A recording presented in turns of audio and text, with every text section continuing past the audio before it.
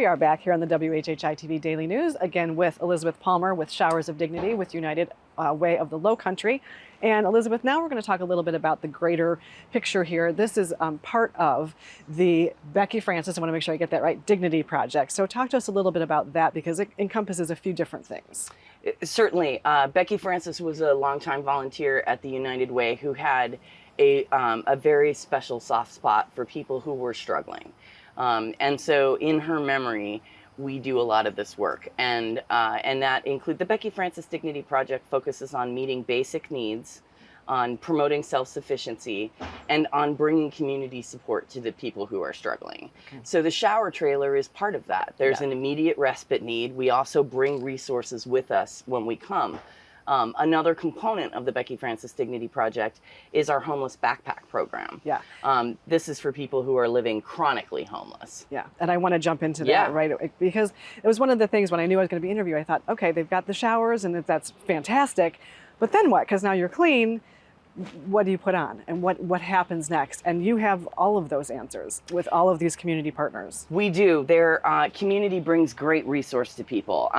Our homeless backpack program works with a company out of Chicago called City Pack, where people who have been in chronic homelessness have designed and produced these backpacks. We have a grant to get a number of them, and we fill them with over 100 individual supplies. I mean, this is amazing. So everything from hygiene products to, duct tape and nylon rope. You never know what you're going to need when you're living rough. There's a headlamp.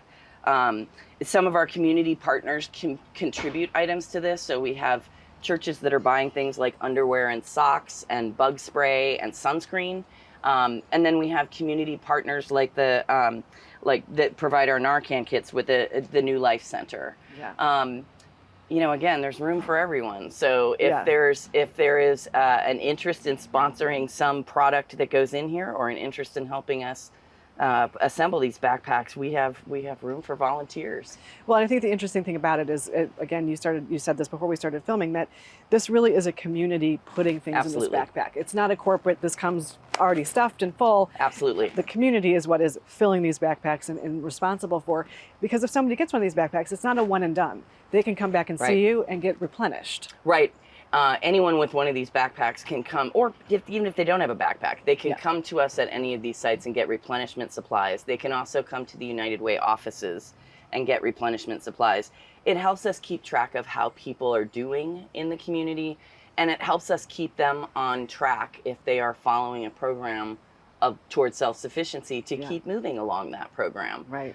You have to check in with people. If we want people to be successful in our community, we have to be able to say to them that we see them, we hear them, and we're rooting for their success. Right, absolutely. Yeah. And we're able to do that with these programs. Well, and you mentioned, of course, that the benefactor, Becky Francis, she was a volunteer that did this for many years. So let's talk a little bit about volunteering, because this doesn't get done by itself. Right. Obviously, people need to come out and help fill the backpack, but even, as you said, be a host if you wanted to do this here, or what, tell us how people can get involved. And if your organization has something to offer in the community at all, we're not proprietary about who shows up.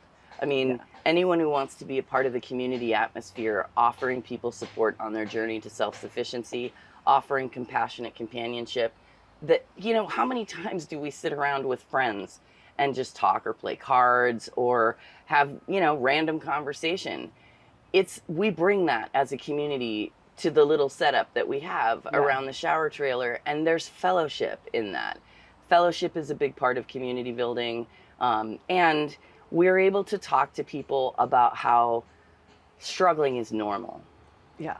It's not just people who are struggling so hard that they're not living indoors. It's people who are struggling in our everyday lives. Right. And even having conversations about the things that we put into the homeless backpack is an opportunity to educate people about what kinds of things we take for granted. Right. Well, I love, you mentioned playing cards, and there is a deck of cards that goes in here, and that, it brings a little bit of normalcy. Obviously, having a shower and having some clean clothes, wonderful things, but having that fellowship and that sense of normalcy, just playing some cards, really, I think, probably goes a long way. And there are some other things that just bring normalcy. We have a partnership with the library system, so we can set up at their locations, but more than that, the United Way can sponsor library cards for people who don't have a permanent address.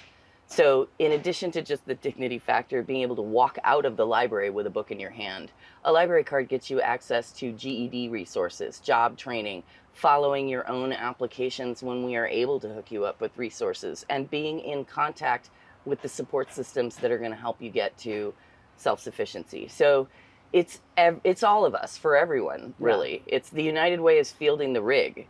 The community is bringing the program. Well, I love it. Thank you so much for sharing with us today. What an incredible resource this is for the community, and we so appreciate it. Thank you so much for letting us talk to you about it. And thank you for joining us for the weekend edition of the WHHI-TV Daily News. I'm Betsy McDaniel, and we'll see you next time.